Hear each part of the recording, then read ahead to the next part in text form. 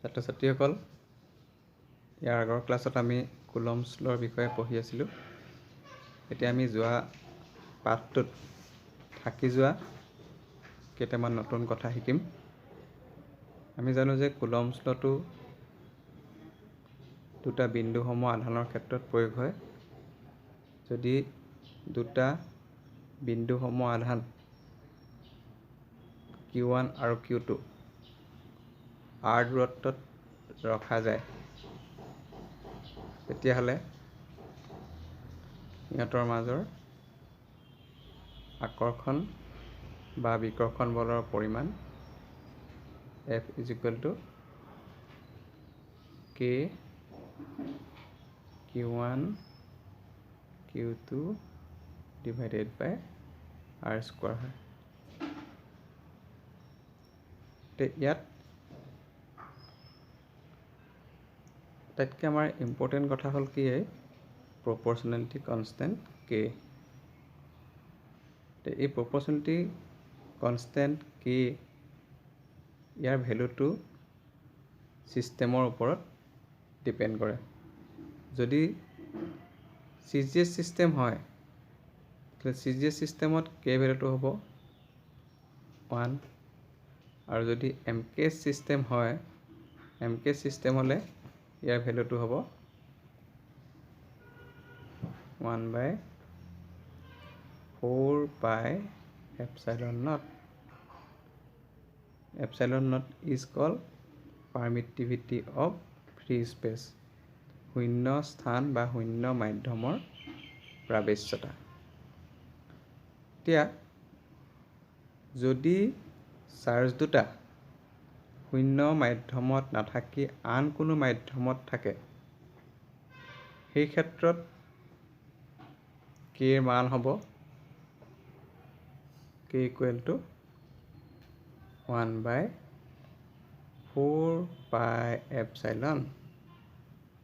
where epsilon is the permittivity of that particular medium. যিটো মাধ্যমত আমি আধান দুটা ৰাখিছোঁ সেই মাধ্যমটোৰ প্ৰাৱেশ্যতা। প্ৰাৱেশ্যতাক সাধাৰণতে আপেক্ষিক প্ৰাৱেশ্যতা হিচাপে প্ৰকাশ কৰা হয়। Permittivity is expressed as relative permittivity. Relative permittivity মানে কি? Relative permittivity মানে হ'ল এটা মাধ্যমৰ প্ৰাৱেশ্যতাক যদি আমি শূন্য মাধ্যমৰ প্ৰাৱেশ্যতাৰ লগত কম্পেয়াৰ কৰোঁ, if we compare permittivity of a medium with the permittivity of free space, then it is called relative permittivity বা আপেক্ষিক প্ৰাৱেশ্যতা। আৰু আপেক্ষিক প্ৰাৱেশ্যতা বুজাবৰ বাবে আমি এপচাইলন R ব্যৱহাৰ কৰোঁ, বা কেতিয়াবা আমি এপচাইলন R ৰ ঠাইত আমি কেপিটেল K ব্যৱহাৰ কৰোঁ। কেতিয়াবা আমি এপচাইলন R ব্যৱহাৰ কৰিম বা কেতিয়াবা কেপিটেল K ব্যৱহাৰ কৰিম, দুয়োটাৰে মিনিংটো একেই। আৰু এই আপেক্ষিক প্ৰাৱেশ্যতাৰ আন এটা নাম হ'ল ডাইইলেক্ট্ৰিক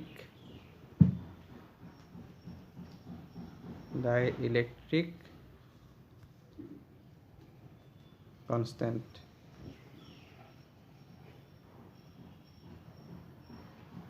ডাইইলেক্ট্ৰিক কনষ্টেণ্ট, আৰু অসমীয়াত ইয়াক কয়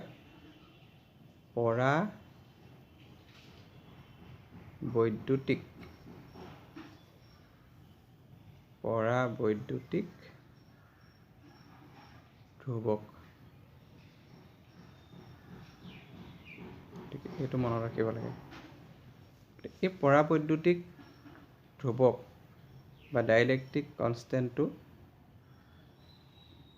বেলেগ বেলেগ মিডিয়ামৰ কাৰণে বেলেগ বেলেগ হয়। ইয়াত K ৰ আটাইতকৈ মিনিমাম ভেলু হ'ল 1 আপেক্ষিক প্ৰাৱেশ্যতা বা dielectric constant epsilon r or k ইয়াৰ আটাইতকৈ মিনিমাম ভেলু হ'ল 1 আৰু এটা 1 হ'ল ফৰ ভেকুৱাম or এয়াৰ এতিয়া ভেকুৱাম বা এয়াৰৰ কাৰণে ডাইলেক্ট্ৰিক কনষ্টেণ্টৰ ভেলু হ'ল 1 for any other medium it is always greater than 1 and for metal ধাতুৰ ক্ষেত্ৰত ডাইলেক্ট্ৰিক কনষ্টেণ্টৰ ভেলুটো হ'ব ইনফিনিটি সেইকাৰণে যদি মেটেল হয় মেটেলৰ ক্ষেত্ৰত কেটো হ'ব ইনফিনিটি আৰু কেটো যদি ইনফিনিটি হয় তেতিয়াহ'লে আমাৰ কুলম্বছ ল'টো হ'ব F is equal to 1 by 4 pi k q1 q2 by r square যেহেতু k টো ইনফিনিটি হ'ব এতিয়া 1 by infinity equal to 0 গতিকে f equal to হ'ব 0 গতিকে মেটেল ছাৰফেচত যদি দুটা চাৰ্জ থাকে তেতিয়াহ'লে সেই চাৰ্জ দুটাৰ মাজৰ ইলেক্ট্ৰষ্টেটিক এট্ৰেকশ্যন আকৰ্ষণ আধান দুটাৰ মাজৰ আকৰ্ষণ বা বিকৰ্ষণ বলৰ পৰিমাণটো শূন্য হ'ব ইয়াক কয় electrostatic shielding it is cold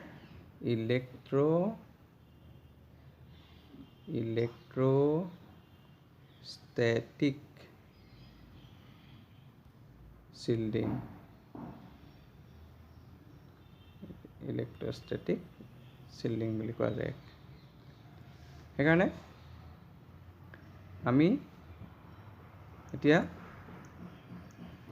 কুলম্বছ ল'টো আমি কেনেকৈ লিখিব পাৰোঁ F equal to k ঠাইত আহিলে 1 by 4 pi epsilon into q1 q2 by r square ইয়াক আমি কেনেকৈ লিখিব পাৰিম এতিয়া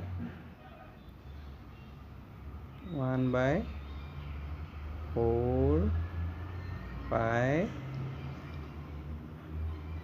এটা এপসাইলন মানে আমাৰ কি আছিলে এপসাইলন r মানে আছিলে relative permittivity is equal to epsilon by epsilon not গতিকে 1 by 4 pi epsilon not into epsilon r বাকীখিনি এইখিনি একে থাকিব q1 q2 by r square আৰু এই এপসাইলন rটো কেতিয়াবা আমি কি কৰিম এইটো কেপিটেল k দি আমি ইয়াক ৰিপ্লেচ কৰিম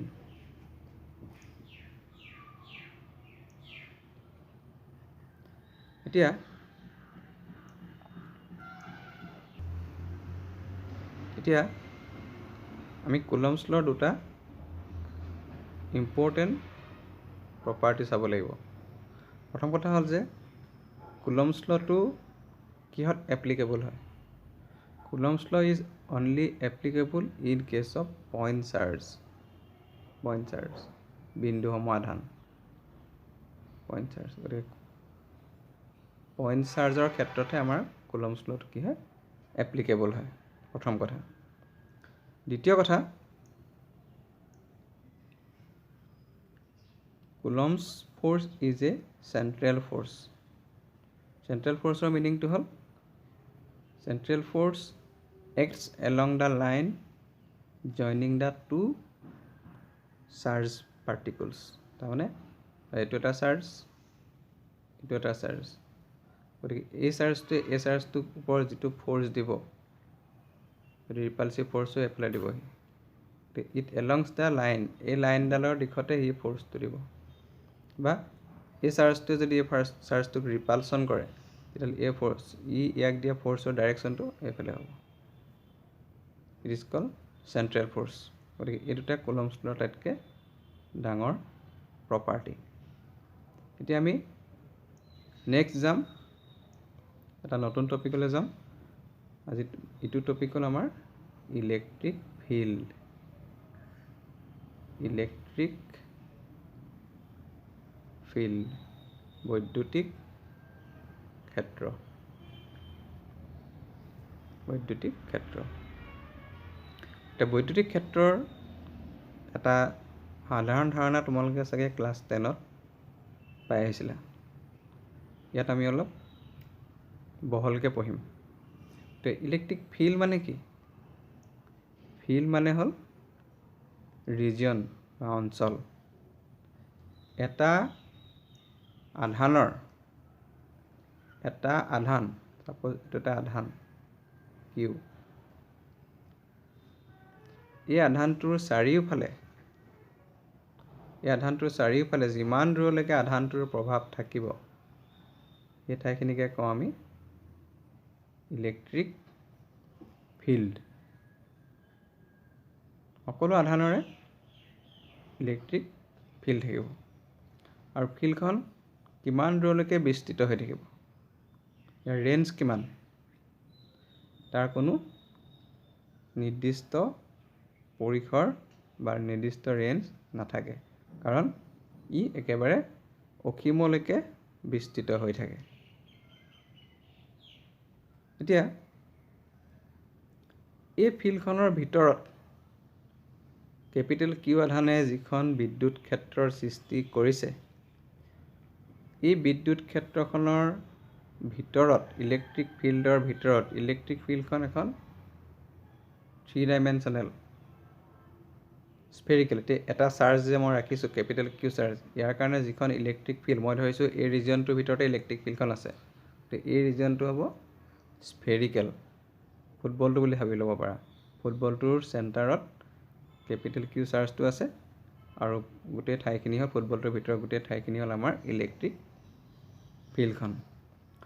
এই ফিল্ডখনৰ ভিতৰত যদি বেলেগ চাৰ্জ এটা আমি ৰাখোঁ, ইয়াৰ ভিতৰত ধৰি ল'লোঁ আমি বেলেগ এটা চাৰ্জ এটা ৰাখিলোঁ, বেলেগ এটা চাৰ্জ ৰাখিলোঁ স্মল কিউ। তেতিয়াহ'লে এই চাৰ্জটোৱে কেপিটেল কিউ চাৰ্জটোৱে এই স্মল কিউ চাৰ্জটোৰ ওপৰত ফ'ৰ্চ এপ্লাই কৰিব। It may be আইদাৰ attractive or ৰিপালচিভ।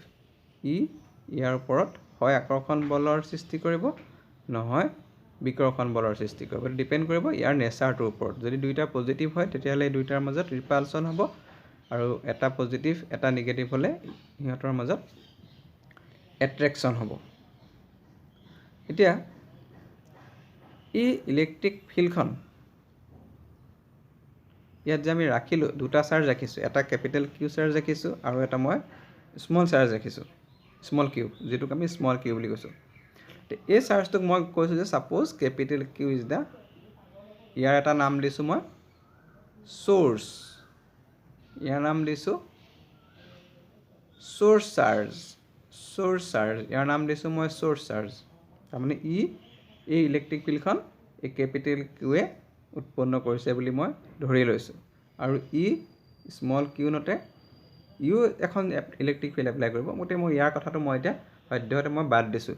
Small কিউনতে সৃষ্টি কৰা ইলেক্ট্ৰিক ফিল্ডখনটো মই ইগন'ৰ কৰিছোঁ, আৰু ধৰি লৈছোঁ যে কেপিটেল কিউৱে যিখন ইলেক্ট্ৰিক ফিল্ড প্ৰডিউচ কৰিছে, সেই ইলেক্ট্ৰিক ফিল্ডখনৰ ভিতৰত মই টেষ্ট চাৰ্জ কিউনটটো ৰাখিছোঁ। ৰাখিলে কি হ'ব? এই চাৰ্জটোৱে কেপিটেল কিউৱে টেষ্ট চাৰ্জ কিউনটৰ ওপৰত কি কৰিব? ইয়াৰ ওপৰত কি কৰিব? ই ফ'ৰ্চ দিব। গতিকে আমি কি হ'ব? কুলম্বছ ল' মতে আমি এই দুটাৰ ওপৰত কিমান ফ'ৰ্চ ইটোৱে সিটোক দিছে আমি উলিয়াই ল'ম। যদি কেপিটেল কিউ আধানটোৰ পৰা আমাৰ পৰীক্ষামূলক আধান কিউ, পৰীক্ষামূলক আধানটো তোমালোকে কেতিয়াবা কিতাপত কোনোবা কিতাপত কিউ পাবা আৰু কোনোবা কিতাপত কিউ নটো পাবা। এইটো লৈ ইমান টেনশ্যন নাই, একে ক'ৰবাত কিউ লিখিলেও হ'ল, ক'ৰবাত কিউ নট লিখিলেও হ'ল, বা ক'ৰবাত কিউ ডেছো পাবা। গতিকে এইটো আমি জাষ্ট এটা নিজে এটা ধৰি লওঁ পৰীক্ষামূলক আধান। গতিকে কেপিটেল কিউটোৱে এই কিউ আধানটোৰ ওপৰত যিটো ফ'ৰ্চ দিব, সেই ফ'ৰ্চৰ পৰিমাণটো আমি কুলম্বছ ল'ৰ পৰা আমি উলিয়াই ল'ব পাৰিম। আৰু ইয়াৰ মানটো হ'ব F = K, আমি প্ৰপ'ৰ্চনেল কনষ্টেণ্টটো স্মল k বুলি কৈছোঁ। তেতিয়া আমাৰ ডাইলেক্ট্ৰিক কনষ্টেণ্টটো বুজাবলৈ সুবিধা হয়। ডাইলেক্ট্ৰিক কনষ্টেণ্টটো তেতিয়া আমি কেপিটেল K ব্যৱহাৰ কৰিব পাৰোঁ। সেইকাৰণে আমি কুলম্বছ ল'ৰ প্ৰপ'ৰ্চনেল কনষ্টেণ্টটো আমি স্মল k লিখিছোঁ। মই ইয়াতে স্মল k চাৰ্জ দুটাৰ পূৰণফল, source charge capital Q, test charge Q divided by সিহঁতৰ মাজৰ দূৰত্বৰ square. This is the force between the source charge and test charge. ইয়াত আমি ভেক্টৰ ইউজ কৰিব পাৰোঁ। যদি ভেক্টৰ ইউজ কৰা, ভেক্টৰ ইউজ কৰিব পাৰিবা। ইয়াত ভেক্টৰ চিনটো দিলে হ'ব ইয়াতে। আৰু তেতিয়া আমি ইয়াতে ইউনিট ভেক্টৰটো ইউজ কৰিব লাগিব। ইউনিট ভেক্টৰটোৱে এই ফ'ৰ্চটোৰ ডাইৰেকশ্যনটো বুজাব, কোনফালে ফ'ৰ্চটো দিছোঁ। এই কেপিটেল কিউ আধানে টেষ্ট চাৰ্জৰ ওপৰত দিয়া ফ'ৰ্চৰ ডাইৰেকশ্যনটো এই আৰ কেপে ডিফাইন কৰিব। এতিয়া এইটো হ'ল force experience by the test charge q. পৰীক্ষামূলক আধান স্মল কিউৱে অনুভৱ কৰা বলৰ পৰিমাণ হ'ব q divided by R square. আৰু আমি যদি অকল মেগনিচিউডটো লওঁ, তেতিয়াহ'লে আমি ভেক্টৰ চিনকেইটা আমি ইগন'ৰ কৰিব পাৰোঁ। গতিকে যদি আমি অকল মেগনিচিউডৰ কথা কওঁ, তেতিয়াহ'লে কুলম্বছ ফ'ৰ্চৰ পৰিমাণ হ'ব F = K Q into Q divided by R square. এইটো হ'ল আমাৰ কুলম্বছ ল'। আৰু এইটো কোনে এক্সপিৰিয়েঞ্চ কৰা ফ'ৰ্চ বুলি কৈছোঁ মই? Force experience by the test charge q. গতিকে কিউ টেষ্ট চাৰ্জে ফিল কৰা ফ'ৰ্চটো পালোঁ। গতিকে কিউ টেষ্ট চাৰ্জৰ ঠাইত যদি মই এটা ইউনিট চাৰ্জ থওঁ, তেতিয়াহ'লে ই কিমান ফ'ৰ্চ পাব? Force experience by the test charge q is this much. Therefore, force experienced by a unit charge is F divided by Q. F divided by Q. It is the force experienced by the test charge is equal to K Q by R square. F by Q is what? কি বস্তু? It is the force experienced by a unit charge, and this is called F by Q, force experienced by a unit charge, or force experience per unit charge. It is called electric field intensity, where the test charge is placed. পৰীক্ষামূলক আধানটো আমি যিটো বিন্দুত ৰাখিছোঁ, সেই বিন্দুত বৈদ্যুতিক ক্ষেত্ৰখনৰ প্ৰাবল্য হ'ব K Q divided by R square.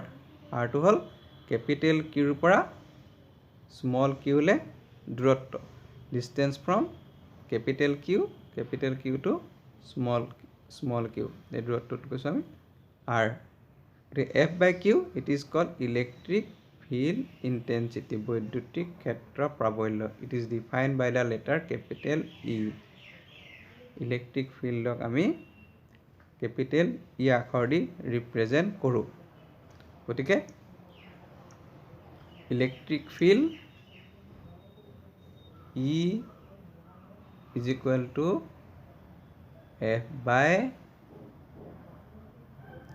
Q. Force experienced by the unit charge, that is force per unit charge. Force per unit charge, প্ৰতি একক আধানে অনুভৱ কৰা বল, ইয়াকে কয় বৈদ্যুতিক ক্ষেত্ৰ প্ৰাবল্য। ইউনিট হ'ব ফ'ৰ্চৰ ইউনিট নিউটন, চাৰ্জৰ ইউনিট কুলম, চ' নিউটন পাৰ কুলম। ইয়াৰ এছআই ইউনিট হ'ব নিউটন পাৰ কুলম, অৰ আৰু এটা ইউনিট আছে পিছত পাম, এইটো আমি ভল্ট পাৰ মিটাৰ। গতিকে এই যে ইলেক্ট্ৰিক ফিল্ড ইণ্টেনচিটি পালোঁ, এই electric field intensity is also' A vector quantity. ক্ষেত্ৰ প্ৰাবল্য এটা ভেক্টৰ ৰাশি, সেইকাৰণে আমি ইয়াত প্ৰয়োজন সাপেক্ষে ভেক্টৰ চাইনটো আমি ইউজ কৰিম। কেনেকৈ কৰিম? ই ইকুৱেল টু ইৰ ওপৰত ভেক্টৰ দিম, equal to F, F is a vector quantity divided by Q, Q is a scalar quantity, charge এটা স্কেলাৰ কোৱান্টিটি। গতিকে E is equal to capital F divided by Q is call electric field intensity. এতিয়া electric field intensity যে এটা vector quantity, গতিকে ইয়াৰ direction আছে। প্ৰথম কথা, ইয়াৰ direction আছে। 2 নম্বৰ কথা, ইলেক্ট্ৰিক ফিল্ড ইণ্টেনচিটিটো, এখন ইলেক্ট্ৰিক ফিল্ডৰ যিটো ইণ্টেনচিটি হ'ব, ইণ্টেনচিটি মানে তীব্ৰতা, কোন কোন ঠাইত সি বেছি তীব্ৰ, গতিকে এই তীব্ৰতাটো ডিপেণ্ড কৰে ডিষ্টেঞ্চৰ ওপৰত। ছ'ৰ্চ চাৰ্জটোৰ পৰা তাৰ ডিষ্টেঞ্চৰ ওপৰতে ইলেক্ট্ৰিক ফিল্ড ইণ্টেনচিটিটো ডিপেণ্ড কৰিব। এতিয়া মই দেখুৱাইছোঁ বাৰু এইটো কেনেকুৱা হ'ব। ধৰি লোৱা এইটো মোৰ ছ'ৰ্চ চাৰ্জ, এটা চাৰ্জ লৈছোঁ, এটা ছ'ৰ্চ চাৰ্জ মই কেপিটেল কিউ বুলি কৈছোঁ। Capital Q is the source charge. গতিকে ইয়াৰ চাৰিওফালে আমি এখন ইলেক্ট্ৰিক ফিল্ড পাম। গতিকে ছাপ'জ এখন ইলেক্ট্ৰিক ফিল্ড এই ৰিজনটোত, যদি মই এইটো স্ফেৰিকেল দেই, নট চাৰ্কুলাৰ, স্ফেৰিকেল, চবফালে থাকিব। এটা চাৰ্জৰ চাৰিওফালে গোটেইখিনি মানে 3 ডাইমেনশ্যনেল কোৱান্টিটি, গতিকে এখন 3 ডাইমেনশ্যনেল ইলেক্ট্ৰিক ফিল্ড। এতিয়া ইয়াত ইলেক্ট্ৰিক ফিল্ডখনৰ ছাপ'জ ইয়াৰ পাৰিলে ডিষ্টেঞ্চটো R1, ইয়াত এটা পইণ্ট লৈছোঁ মই P, গতিকে এই P পইণ্টটো যদি ইয়াত থাকে, মই ইয়াত ইলেক্ট্ৰিক ফিল্ড ইণ্টেনচিটি পাম। P পইণ্টটো যদি ইয়াত লওঁ, তেতিয়া ইয়াৰ পৰা ইয়ালৈ ডিষ্টেঞ্চটো আৰু বাঢ়িব, আৰু অলপ বাঢ়ি যাব, ইয়ালৈকে আহিব। তেতিয়া P বিন্দুত ইলেক্ট্ৰিক ফিল্ডখন এইফাললৈ হ'ব ডাইৰেকশ্যন, আৰু ইয়াৰ ইণ্টেনচিটিটো তেতিয়া ডিষ্টেঞ্চটো চেঞ্জ হৈ যাব। গতিকে আমি এনেকৈ আঁকিব লাগিব, আৰু দূৰলৈ গ'লে আমি তেনেকৈ এনেকৈ আঁকিব লাগিব, আমি এনেকৈ আঁকিব লাগিব, এনেকৈ আঁকিব লাগিব। গতিকে আমি যিমানে ডিষ্টেঞ্চটো বাঢ়ি যাব, এই চাৰ্জটোৰ পৰা ডিষ্টেঞ্চটো যিমানে বাঢ়ি যাব, সিমানে কি হ'ব, ইলেক্ট্ৰিক ফিল্ড ইণ্টেনচিটিটো কমি কমি গৈ থাকিব। কেলৈ? তো আধান কিউ, ইয়াৰ ওচৰতে ধৰা পি পইণ্টটো আছে, ইয়াৰ চাৰিওফালে বিদ্যুৎ ক্ষেত্ৰখন আমি পালোঁ। নেক্সট টাইম দূৰলৈ গ'লোঁ, গতিকে এখন বিদ্যুৎ ক্ষেত্ৰ পাম, ৰিজনটো আৰু বাঢ়ি গ'ল। তাৰ পিছলৈ গ'লে আমি আৰু বাঢ়ি যাব, এনেকৈ বাঢ়ি গৈ থাকিব। গতিকে আমি কি হ'ব, যিমানে দূৰলৈ গৈ থাকিম, আল্টিমেটলি কি বাঢ়ি গৈছে আমাৰ ইয়াৰ পৰা ইয়ালৈ ধৰা ডিষ্টেঞ্চ R1, ইয়াৰ পৰা ডিষ্টেঞ্চ R2, ইয়াৰ পৰা ডিষ্টেঞ্চ R3, ডিষ্টেঞ্চটো কি হৈছে, বাঢ়ি বাঢ়ি গৈ আছে। গতিকে ডিষ্টেঞ্চটো বাঢ়ি বাঢ়ি যোৱাৰ লগে লগে কি হ'ব, বিদ্যুৎ ক্ষেত্ৰখনৰ তীব্ৰতাটো কমি কমি গৈ থাকিব। কেলৈ কমিব? কাৰণ ই equal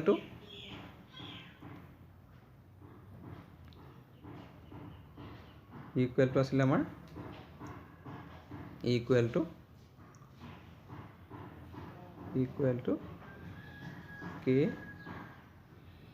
Q by r square, বা E proportional to 1/r². কাৰণ capital Q is a constant quantity and small k is also proportionality constant. গতিকে E proportional to 1/r². গতিকে rটো যিমানে বাঢ়িব সিমানে ইলেক্ট্ৰিক ফিল্ডখনৰ ইণ্টেনচিটিটো কমি যাব। গতিকে আমি সোৰ্স চাৰ্জটোৰ পৰা এই সোৰ্স চাৰ্জটোৰ পৰা আমি যিমানে আঁতৰি যাম, এই ঠাইখিনিৰ পৰা আমি যিমানে আঁতৰি যাম সিমানে কি হ'ব, ইলেক্ট্ৰিক ফিল্ডখনৰ ইণ্টেনচিটিটো কমি গৈ থাকিব। যিমানে আঁতৰলৈ যাম সিমানে কমি গৈ থাকিব। এতিয়া ইলেক্ট্ৰিক ফিল্ড ইণ্টেনচিটিৰ ডিৰেকশ্যনটো আমি কেনেকৈ উলিয়াম? What is its direction? এইটো চবতকৈ আমাৰ ইম্পৰ্টেণ্ট কথা। গতিকে আমাক দুটা বস্তু লাগিব। What is electric field strength and what is the direction of electric field at a particular point in a electric field. বৈদ্যুতিক ক্ষেত্ৰ এখনত, সাপোজ এখন আমাৰ বৈদ্যুতিক ক্ষেত্ৰখন, এইটো বৈদ্যুতিক ক্ষেত্ৰখন, ইয়াত এটা চাৰ্জ ৰাখিছোঁ মই, চাৰ্জটোক মই কৈছোঁ কেপিটেল কিউ। এই কেপিটেল কিউৱে সৃষ্টি কৰা বৈদ্যুতিক ক্ষেত্ৰখনৰ কোনোবা এটা বিন্দুত, ধৰা মই ইয়াতে এটা পি বিন্দু লৈছোঁ, পি বিন্দুত ইলেক্ট্ৰিক ফিল্ডৰ ইণ্টেনচিটি কিমান? এক নম্বৰ কথা। দুই নম্বৰ কথা, what is the direction of electric field intensity at the point P? তেতিয়া মই কি কৰিম? তেতিয়া মই কি কৰিব লাগিব? পি বিন্দুত বৈদ্যুতিক ক্ষেত্ৰ পাবলৈ উলিয়াবলৈ মই ইয়াত কি কৰিব লাগিব?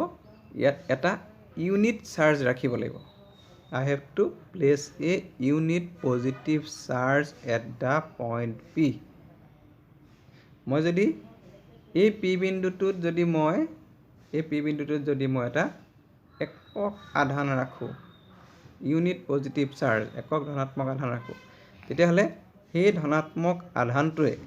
একক ধনাত্মক আধানটোৱে যি পৰিমাণৰ বল লাভ কৰিব, সেই বলটোৱে হ'ব পি বিন্দুত বৈদ্যুতিক ক্ষেত্ৰ প্ৰাবল্য, electric field intensity. Therefore, electric field intensity at a point in an electric field, মন কৰিবা, in an electric field intensity at a point in an electric field is defined as the force experienced by a unit positive charge, by a unit positive charge placed at that point. আকৌ কৈছোঁ মই, electric field intensity at a point in an electric field intensity at a point P in an electric field is the force experienced by a unit positive charge placed at the point P. And what is its direction? Direction কোনফালে হ'ব ইয়াৰ? এইটো আমাৰ Q, source charge Q. ইয়াৰ পৰা আমি R দূৰত্বত আমি P বিন্দুটো লৈছোঁ। গতিকে পি বিন্দুত ইলেক্ট্ৰিক ফিল্ডখন কোনফালে থাকিব? সাপোজ কিউটো পজিটিভ চাৰ্জ লৈছোঁ মই, গতিকে মই কি কৰিব লাগিব? পি বিন্দুত ইলেক্ট্ৰিক ফিল্ড উলিয়াবলৈ মই কি কৰিব লাগিব? I have to place a unit positive charge at point P. ইয়াত মই এটা ইউনিট পজিটিভ চাৰ্জ থ'ব লাগিব। ইউনিট পজিটিভ চাৰ্জ যদি মই ইয়াত থওঁ, থ'লে কি হ'ব? এই চাৰ্জটোক কি কৰিব? ৰিপেল কৰিব। ৰিপেল কৰিলে ই আঁতৰি যাব। In which direction? মই কৈছোঁ যে Coulomb's force is a central force, therefore it acts along the line joining the two charged particles. এই আধান দুটা সংযোগী ৰেখাৰ দিশতহে ই কাম কৰিব। গতিকে এই আধানটোৱে এই আধানটোক এই ফাললৈ ঠেলি পঠিয়াব আৰু এই যিফালে ঠেলি পঠিয়াব এই ঠেলি পঠিওৱাৰ দিশটোৱে হ'ব this direction is the direction of electric field এই দিশটোৱে হ'ব বৈদ্যুতিক ক্ষেত্ৰ প্ৰাবল্যৰ দিশ যাক আমি ই বুলি ক'ব পাৰোঁ বিদ্যুৎ ক্ষেত্ৰৰ দিশ ই মানে electric field intensity at point P পিত ইলেক্ট্ৰিক ফিল্ড বুজাইছে ইটোৱে আৰু ই ওপৰত যদি মই ভেক্টৰ চিন দি দিওঁ এই দিশটো বুজাইছে পি বিন্দুত ক্ষেত্ৰ প্ৰাবল্যৰ মান কেপিটেল ই আৰু ডাইৰেকশ্যন ইজ দিছ ডাইৰেকশ্যন হ'ব এতিয়া বেলেগ বেলেগ পইণ্টবিলাকত কি হ'ব এতিয়া চাবা বেলেগ বেলেগ যদি আমি পইণ্টবিলাক বেলেগ বেলেগ পজিশ্যনত লওঁ তেতিয়া কি হ'ব এতিয়া ধৰা তুমি এইটো আমাৰ একেটা চাৰ্জেই লৈছোঁ আমি চ'ৰ্চ চাৰ্জ কিউ এখন ইলেক্ট্ৰিক ফিল্ডৰ সৃষ্টি কৰিছে ইলেক্ট্ৰিক ফিল্ডখন ধৰা মই ইয়াত এটা পইণ্ট লৈছোঁ এইটো চাৰ্জ কি ইয়াত এটা লৈছোঁ পি পইণ্টটো যদি মই ইয়াত লওঁ আর তেতিয়া ইয়াত কোনফালে ঠেলিব এইফালে ঠেলিব যদি ইয়াত লওঁ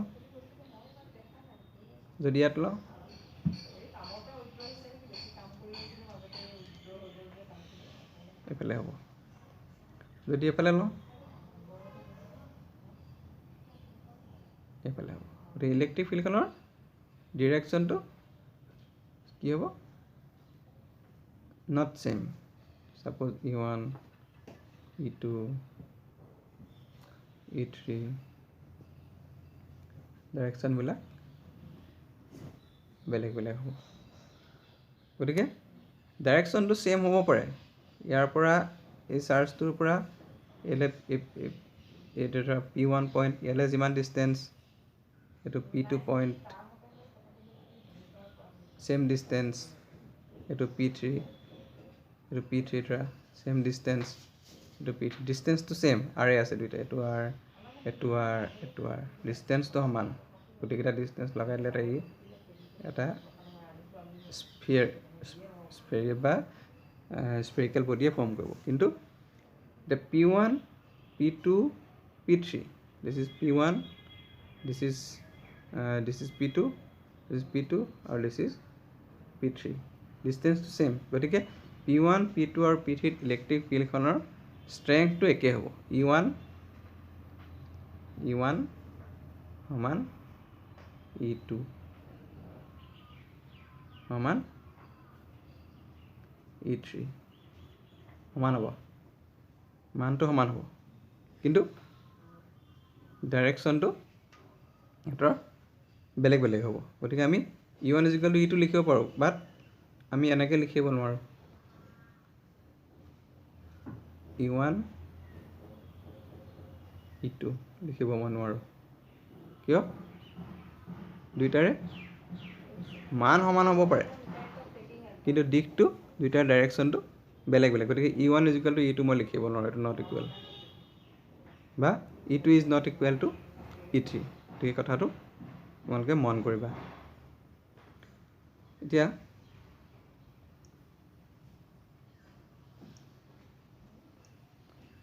আমি যাম এতিয়া নতুন টপিকলৈ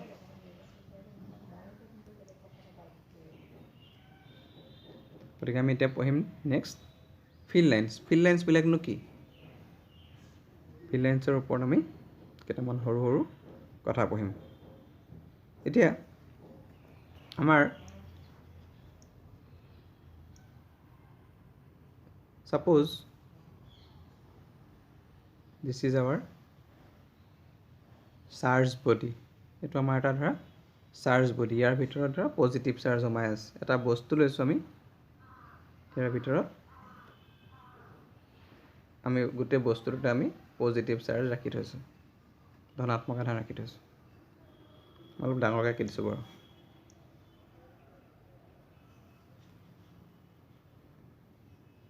ই পজিটিভলি চাৰ্জ বডি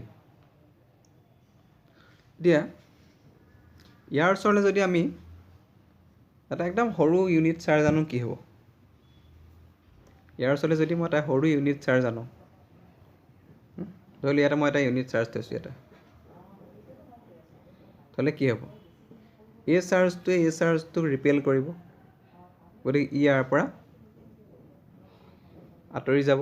কোনটো ডাইৰেকশ্যনত আঁতৰিব? It acts along the line joining the two charges, গতিকে এইটো দিশত আঁতৰি যাব।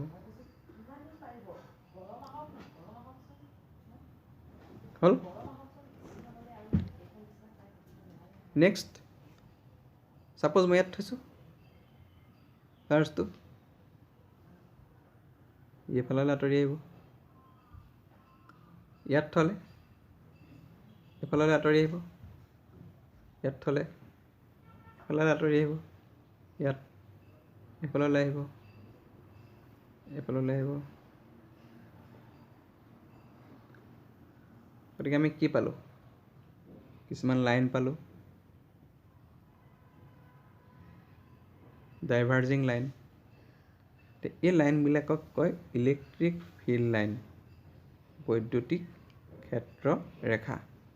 গতিকে বৈদ্যুতিক ক্ষেত্ৰ ৰেখাবিলাকে কি কৰে? It represents the direction of A unit free positive charge.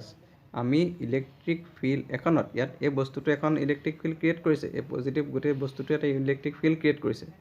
এই ইলেক্ট্ৰিক ফিল্ডখনত যদি আমি এটা ফ্ৰী ইউনিট পজিটিভ চাৰ্জ ৰাখোঁ, সেই ইউনিট পজিটিভ চাৰ্জটোৱে যিফালে যাব, যিফাললৈ যাব, সেই ডাইৰেকশ্যনটো এটা এডাল ইলেক্ট্ৰিক ফিল্ড লাইন ৰিপ্ৰেজেণ্ট কৰিব। সি যিফাললৈ যাব, সেই ডাইৰেকশ্যনটো এডাল ফিল্ড লাইন বুজাব। আমি য'তেই ৰাখোঁ, আমি ইয়াত ৰাখিলে এইফাললৈ আহিব, ইয়াত ৰাখিলে এইফালে আহিব, ইয়াত ৰাখিলে এইফালে আহিব।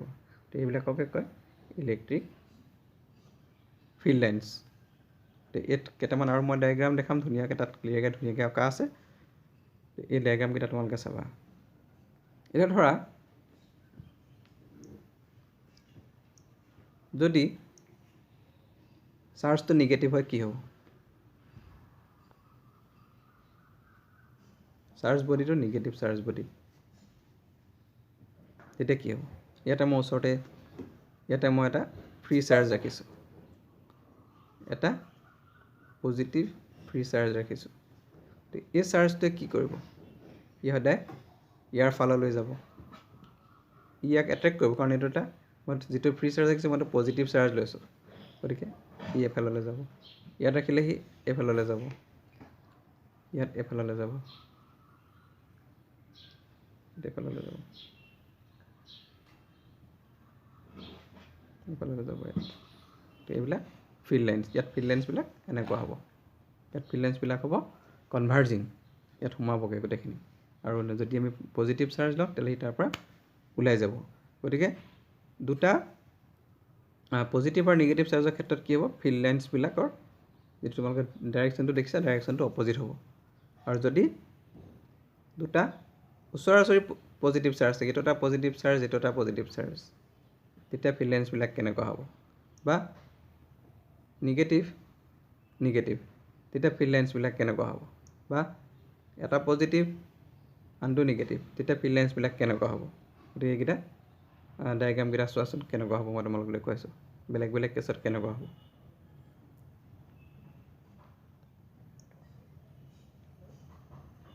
এতিয়া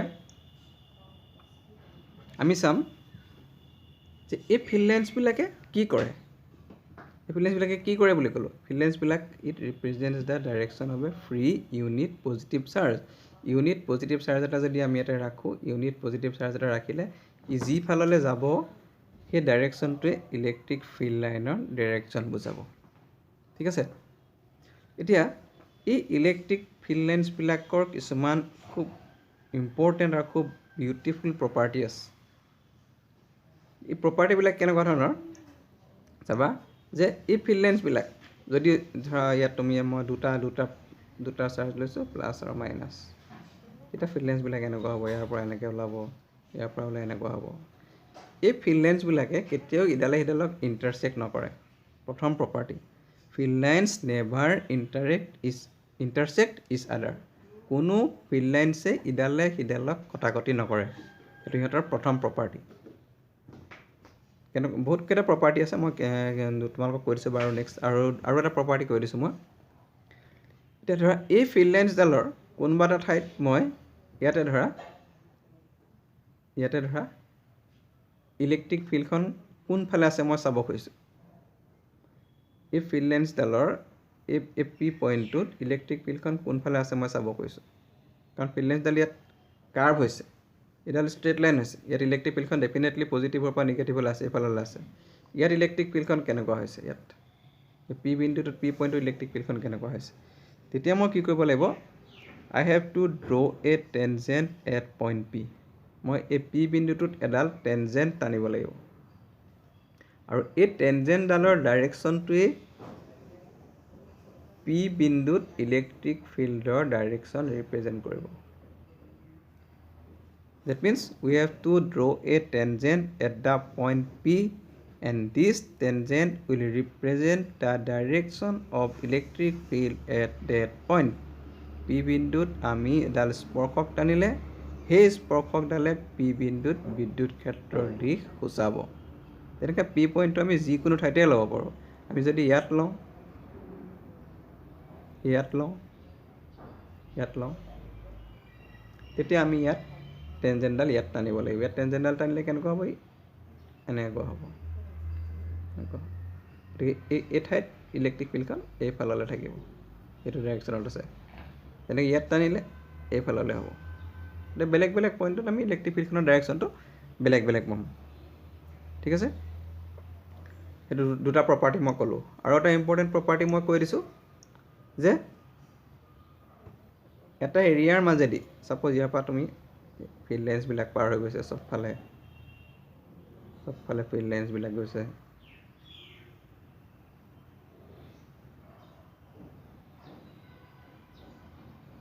চব ফিল্ড লাইন্স গৈছে এতিয়া এটা এৰিয়াৰ মাজেদি মই ধৰা এটা ইউনিট ক্ৰছ ছেকশ্যনেল এটা এৰিয়া লৈছোঁ ধৰা এইটো আৰু কেইডালমান লাইন আঁকি লৈছোঁ এইদৰে ইউনিট ক্ৰছ ছেকশ্যনেল এৰিয়া এটা লৈছোঁ এটা মই এইটো এৰিয়া লৈছোঁ তাৰ মাজেদি কেইডাল গৈছে এডাল দুডাল তিনিডাল চাৰিডাল পাঁচডাল গৈছে পাঁচডাল লাইন গৈছে ঠিক আছে মই এই ইউনিট ক্ৰছ ছেকশ্যনেল এৰিয়াটো মই ইয়াত ল'লত পাঁচডাল গৈছে কিন্তু মই ছেইম ইউনিট ক্ৰছ ছেকশ্যনেল এৰিয়াটো যদি মই ইয়াত লওঁ সমান এৰিয়া কেইডাল গৈছে খুব বেছি এডাল দুডাল তিনিডাল গৈছে তাৰমানে মই যিমানে এই চ'ৰ্চ চাৰ্জটোৰ পৰা মই যিমানে আঁতৰি যাম সিমানে কি হ'ব কোনোবা এটা ইউনিট ক্ৰছ ছেকশ্যনৰ মাজেদি পাৰ হোৱা ফিল্ড লাইন্সৰ সংখ্যাটো কমি যাব আৰু এটা ইউনিট ক্ৰছ ছেকশ্যনৰ মাজেদি যিমান বেছিকৈ ফিল্ড লাইন্স পাৰ হৈ যাব সেই ঠাইত ইলেক্ট্ৰিক ফিল্ডৰ ইণ্টেনচিটিটো সিমানেই বাঢ়িব ইলেক্ট্ৰিক ফিল্ড ইণ্টেনচিটিটো ডিপেণ্ড কৰে সেই ঠাইডোখৰৰ মাজেদি কিমান ফিল্ড লাইন্স পাৰ হৈ গৈছে যিমানে ফিল্ড লাইন্স বেছি পাৰ হ'ব সিমানে ইলেক্ট্ৰিক ফিল্ড ইণ্টেনচিটিটো বেছি হ'ব গতিকে ইয়াত ফিল্ড ইণ্টেনচিটি বেছি ক'ত ইয়াতকৈ ইয়াত বেছি এনেকৈ ওচৰত ল'লে আৰু যদি ওচৰত লওঁ ইয়াত আৰু বাঢ়িব ফিল্ড ইণ্টেনচিটিটো গতিকে ফিল্ড লাইন্সৰ পৰা আমি ফিল্ড ইণ্টেনচিটিৰ এটা ডেফিনেশ্যন উলিয়াব পাৰোঁ এইটো আমি পাম পিছত আমি এইটো ইলেক্ট্ৰিক ফ্লাক্স বুলি পাম ফ্লাক্সটো আমি পঢ়িম পিছত গতিকে ফ্লাক্স পঢ়াৰ আগতে ইলেক্ট্ৰিক ফিল্ড লাইন্সবিলাকৰ যিখিনি প্ৰপাৰ্টি সেইখিনি তোমালোকে আৰু কেইটামান আৰু প্ৰপাৰ্টি আছে কিতাপত আছে সেই প্ৰপাৰ্টিকেইটা পঢ়ি লোৱা electric what is electric field lines and what are the properties of electric field lines এই দুটা বস্তু আজি পঢ়ি লোৱা তাৰপিছত আমি নেক্সট ফ্লাক্স পঢ়িম এই দুটা বস্তু মই টপিক দিছোঁ আজি পঢ়িবলৈ এটা হ'ব ফিল্ড লাইন্স বৈদ্যুতিক ক্ষেত্ৰৰেখা বৈদ্যুতিক দেই ইয়াৰ আগত ইলেক্ট্ৰিকটো শব্দত লগাই দিব পৰা ফিল্ড লাইন্স এইটো কি ফিল্ড লাইন্স কি ইলেক্ট্ৰিক ফিল্ড লাইন্স কি বস্তু এইটো চোৱা আৰু নেক্সট চোৱা ইয়াৰ প্ৰপাৰ্টিজ নিজে ঘৰত আঁকি চোৱা ফিল্ড লাইন্সবিলাক কি বস্তু properties of field lines.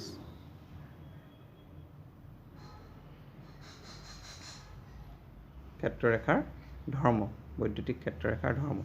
এই টপিক দুটা এইকেইটা পঢ়া।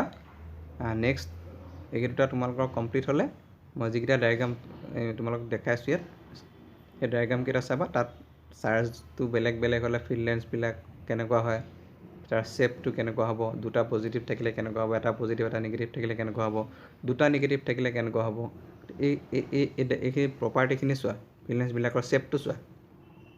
নেক্সট আমি ফ্লাক্সলৈকে যাম। ফ্লাক্সটো নেক্সট আমি আৰম্ভ কৰিম ইলেক্ট্ৰিক ফ্লাক্স। তো ফ্লাক্সটো পঢ়াম। Flux is related with field lines. গতিকে প্ৰথমতে আজি তোমালোকে ফিল্ড লাইন্স আৰু ফিল্ড লাইনৰ প্ৰপাৰ্টিখিনি এবাৰ ভালকৈ পঢ়ি লোৱা।